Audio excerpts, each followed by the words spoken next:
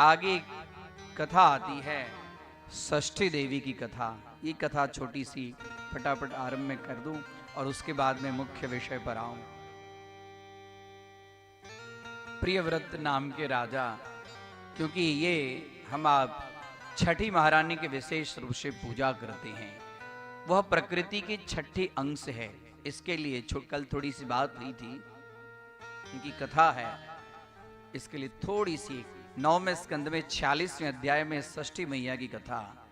प्रकृति की षष्ठ्यांश स्वरूपा है, वो बालदा है, बच्चे को देने वाली है, बाल रोग निहंत्री है। प्रियव्रत को, राजा प्रियव्रत और उनकी पत्नी, बहुत सारी पत्नियां थी, किसी को पुत्र नहीं होता था। बहुत सारी पत्नी में एक देवी को पुत्र हुआ। पुत्र तो हुआ, लेकिन पुत्र होते ही वो उत्तार नेत्र वाला, यानी कि मरण पुत्र प्राप्त। पुत्र जन्मते ही मर गया, उसके नेत्रोत्तार हो गए। अब पुत्र के दर्शन की लालसा से तो बड़े व्याकुल थे। और व्यक्ति के जीवन में सबसे बड़ा दुख होता है कि संतान हो और उसके सामने वह संतान नष्ट हो जाए, संतान का प्राण छूट जाए। उससे बढ़कर और दुख उसके लिए कोई नहीं होता। छाती से लगाकर बाहर रखने की इच्छा ही नहीं होती थी। देखने में उस बच्चे का इतना अंग अवयव सुडौल था। ले गया, रात्रि का समय, इस बच्चे को जमीन में गाड़ने के लिए 27 मास तक जो बच्चा होता है उसको गाड़ा जाता है। गाड़ने के लिए अकेले राजा नीचे रखते बच्चे को, फिर से छाती में लगाते, नीचे रखते, छाती में लगाते, और जैसे ही नीचे रखे कि एक कड़ाके से बिजली, एकदम बिजली का प्रकाश हुआ। राजा देखने लगे ऊपर, और देखते ही एक दिव्य शक्ति स्वरूपा एक देवी प्रकट हुई। और उस देवी जैसे प्रकट हुई, झट से उस बच्चे को ली, और जैसे बच्चे को ले ली तो बच्चा खिलखिला के हंसने लगा उनकी गोदी में। प्रियव्रत राजा कहे कि हे देवी, आप कौन हैं और आप यहां क्यों आई? और ये तो मेरा बच्चा अभी मृतावस्था को प्राप्त हो चुका था, आपके गोदी में मेरा बच्चा जी गया, मुझे बच्चा दीजिए, मुझे मेरा बच्चा दीजिए देवी। इस बच्चे को देखने के लिए मैं वर्षों से तड़प रहा था। बोले राजा, ये आपका ही बच्चा है, लेकिन अब ये मेरा है, क्योंकि आपका बच्चा जो था वो मरा हुआ जन्मा, मैंने उसे जीवित कर दी।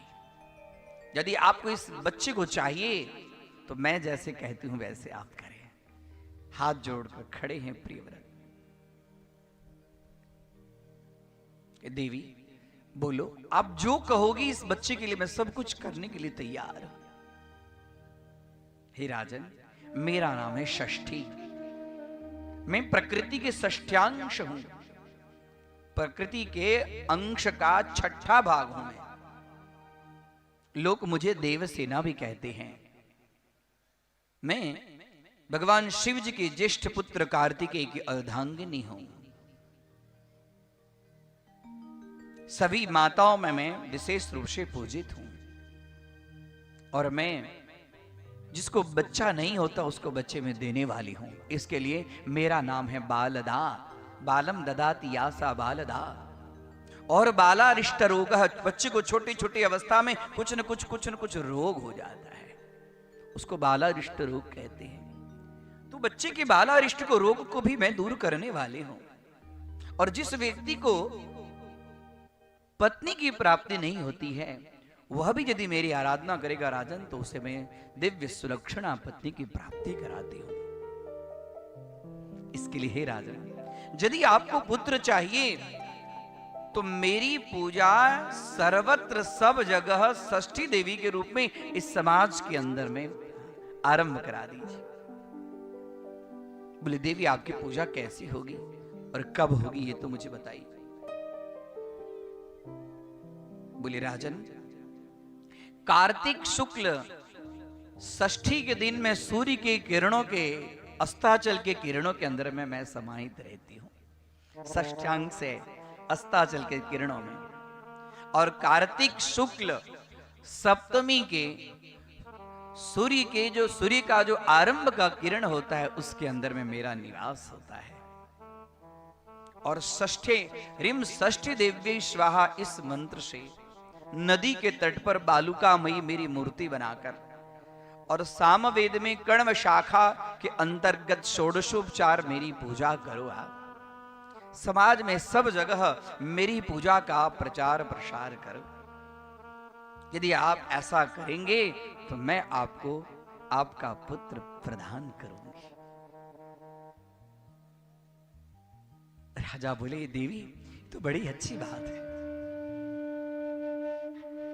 आपकी पूजा करने से मुझे संतान की प्राप्ति होगी। मैं सब जगह आपकी पूजा कराऊंगा, सब जगह आप मुझे पुत्र दीजिए। और उसी समय राजा ने 8 श्लोकों से षष्ठी देवी की स्तुति की है। उसी को षष्ठी स्तोत्र भी कहते हैं। और उसके बाद में षष्ठी देवी ने उस राजा को अपना पुत्र प्रदान किया।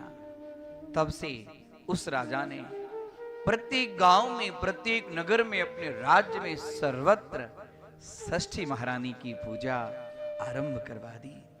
गंगा के तट पर बालुकामयी मूर्ति बनाकर षोडशोपचार पूजा करके कार्तिक शुक्ल षष्ठी के अंतर्गत विशेष रूप से अनेक प्रकार की उनके लिए भोज्य सामग्री की व्यवस्था शुद्धता से, पवित्रता से करके फल फूल मिठाई भोज्य सामग्री की शुद्ध पवित्रता से व्यवस्था करके सब लोग साथ में राजा भी स्वयं गंगा में अपने कंठ के भाग तक जल में प्रवेश करके और सूर्य नारायण के अस्ताचल के दिन में अर्घ्य और सप्तमी को उदयाचल के समय में अर्घ्य प्रदान करके ओम षष्ठी देवी स्वाहा, ओम षष्ठी देवी स्वाहा, ओम षष्ठी देवी स्वाहा, इस तरह से उन्होंने संपूर्ण समाज के अंदर में षष्ठी महारानी की पूजा आरंभ कर दी।